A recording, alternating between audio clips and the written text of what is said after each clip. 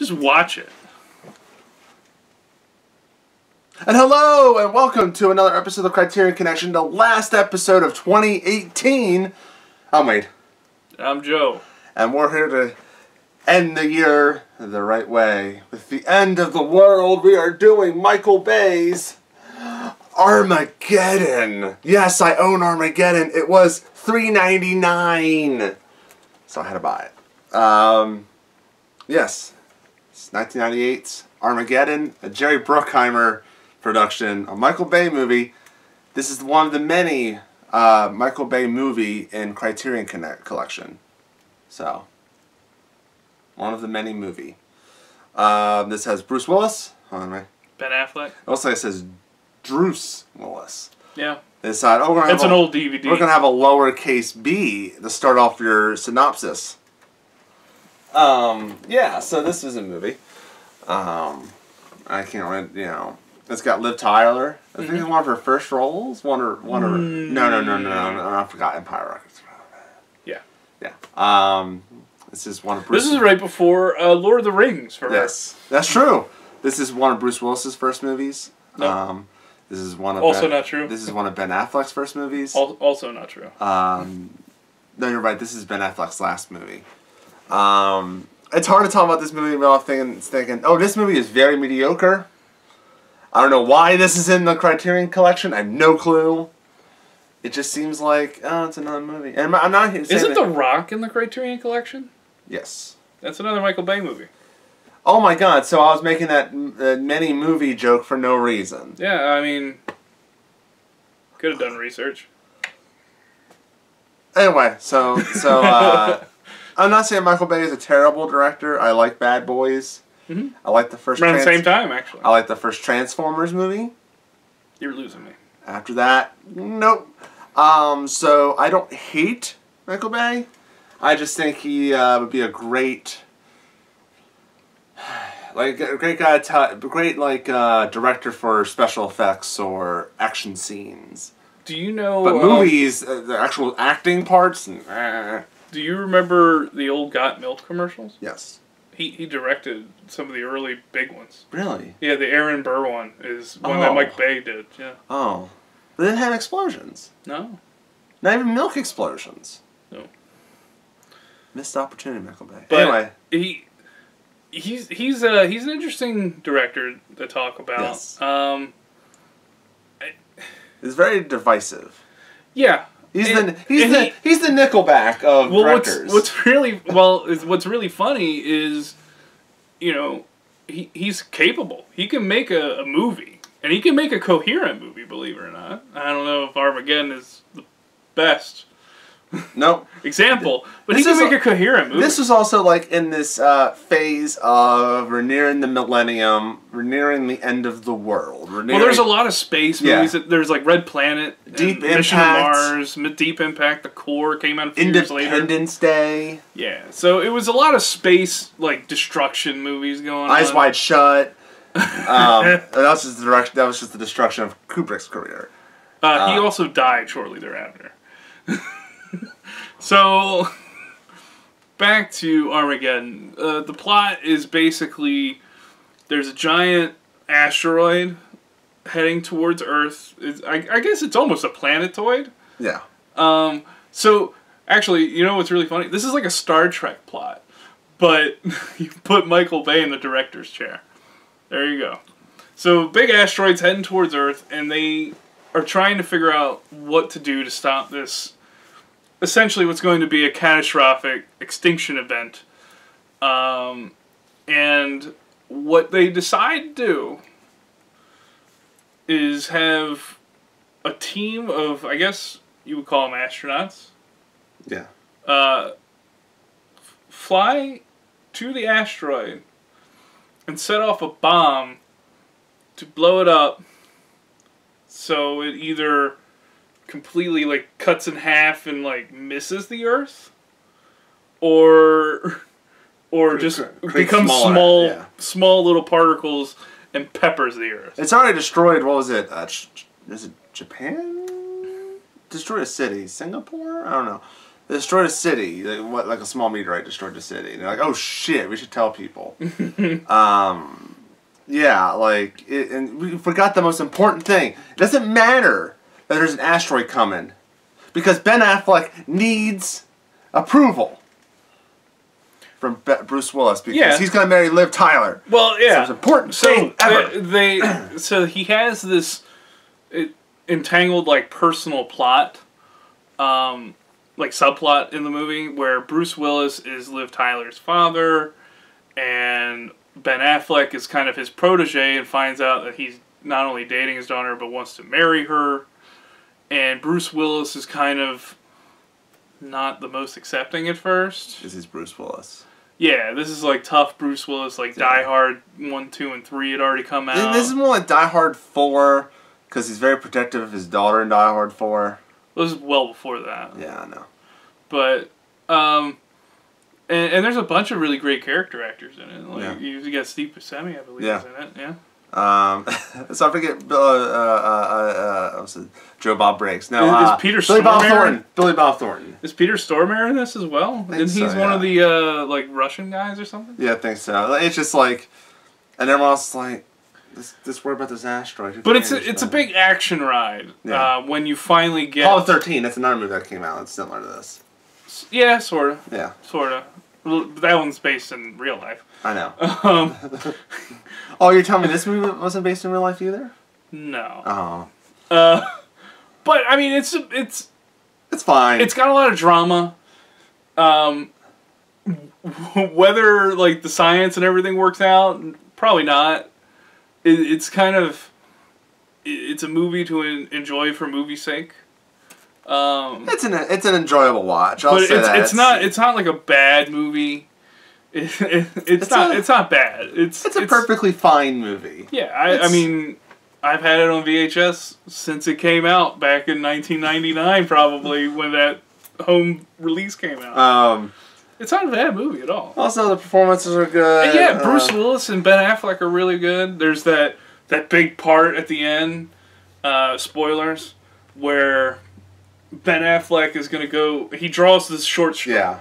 He draws the short straw to be the guy who stays behind to manually detonate the bomb because shit has gone wrong on the asteroid. And as he's about to go down and Bruce Willis is walking him out, he like pulls out one of the hoses on his suit so he has to go back. Yeah. And he pushes him in the elevator and then Bruce Willis stays and sacrifices himself. Really, Liv Tyler just loses. Like, why? She's probably like, why do you both have to go? Yeah. But, also that was a nice little scene, but also you gotta think, why didn't Bruce Willis just say, no, stay, I'll go? Did we have to have the dramatics? Well, I think it's because Ben Affleck, like his character he's trying to be like overtly macho to impress Bruce Willis, and he's like, well, if I gotta stay, I'll stay.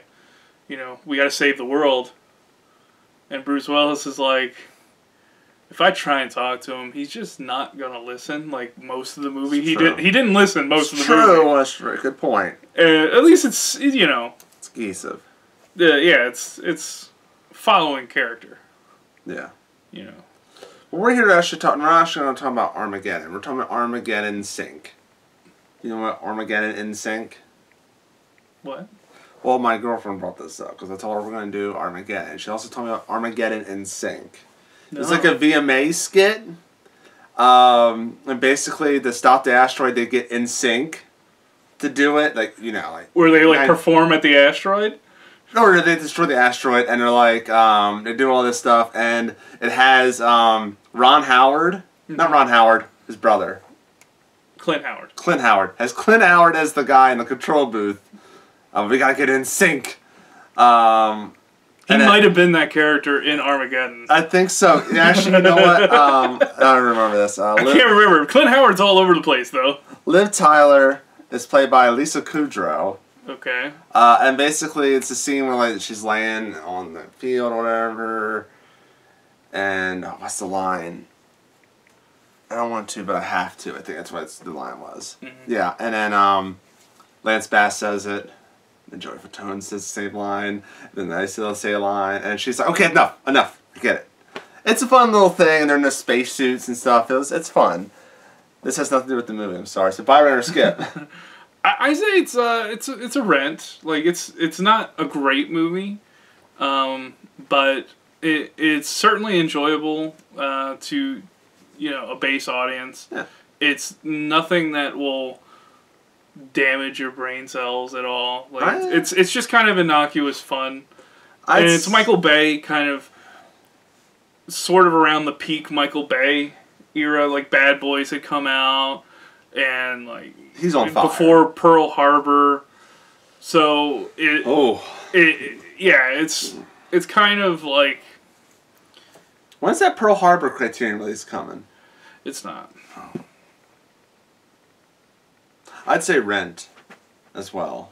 Yeah. Though it's so cheap to buy, I don't know. If you bought it, there's no risk. It's not going to be like a Criterion that's like $40. It's going to be... Well, the thing is... Like I bought this used for $3. I mean... what I would say is, if you buy it, it's probably going to sit on your shelf most of the time. Yeah.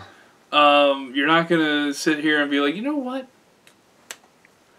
I think I need to put on Armageddon. Yeah. It's more of like... It's on cable a lot, or if for some reason you're in your VOD, like on demand or Netflix, and you come across it, you could be like, yeah, I'll watch that. Yeah. It's kind of like Deep Impact, but slightly better. Well, yeah. There's no like we got to run up a hill scene. Yeah, and there's a lot of really cool scenes in it. Yeah. Like the buggy scenes, where they're driving like super fast and they go up the ramp to make it back in time. You don't remember that? Oh, dude. You missed some of the great scenes. But I'm sorry, I zoned out. Yeah, the buggies. Sorry, on the asteroid where they're driving and... Yeah. Sorry, I completely zoned out when you were talking about that. Wow. I was thinking about, what was the best part of the movie? When they tied Steve Buscemi up? No. The song. I think I'll do it. I think I just totally sank the boat there. This is the final episode of Criterion Connection ever. I just ruined it. We got canceled just now. Where's that letter from YouTube real quick?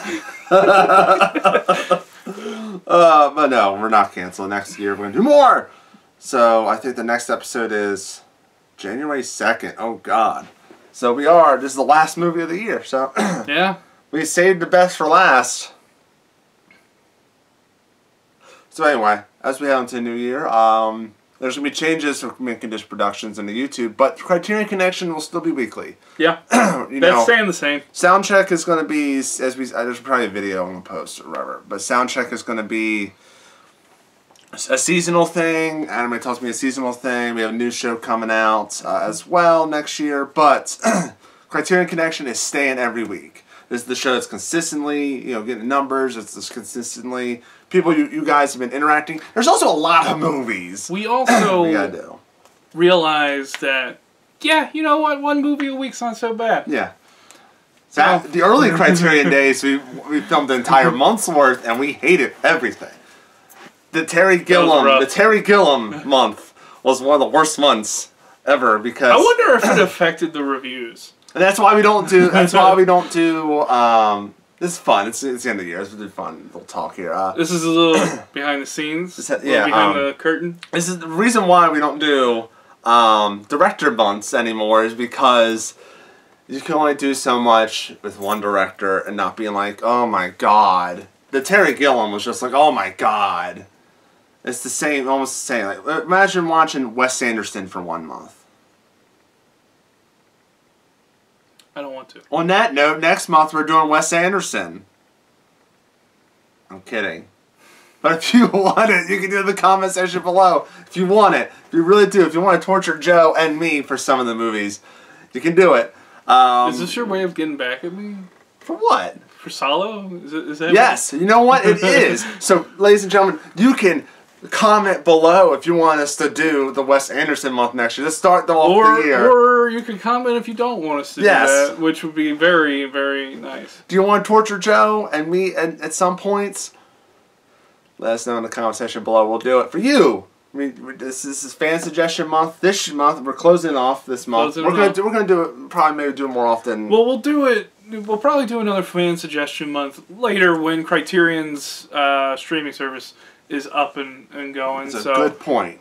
Look forward to that. Yeah. You guys, I think they're still accepting charter subscribers. Yes. Which are people like that pledge ahead of time to say, I'm going to subscribe. You get a pin. If you don't already, if you had Filmstruck, this is almost exactly the same. And if you do a charter subscriber, you'll get it for cheaper. It's the same thing, but no Turner Classic Movies. Yeah. But who went on? And if you weren't a Filmstruck subscriber, definitely think about doing this. Plus, it'll be a little bit cheaper if you do the charter subscribing. And you can watch with us. You know what? As much as we talk about this stuff, we're not paid. Yeah. So definitely share these videos, and maybe they'll notice us. No, I'm just kidding. Maybe they'll eventually pay us. Yeah. Maybe, I don't know. I'll take free money. But we don't get, we just do it because we're fans. I'll just take the movies, man. We're watching these movies because we're fans and we want to talk about them with you guys. And please, comment, share, so we can have a conversation. We get a lot of people to have a conversation, but let's have more. Yeah. We're always down. You mostly are on the comment section more than I am, but, So until next year, I'm Wade. We can talk about Wade if you want. Yes. Until next year, I'm Wade. I'm Joe. And we will see you later, guys.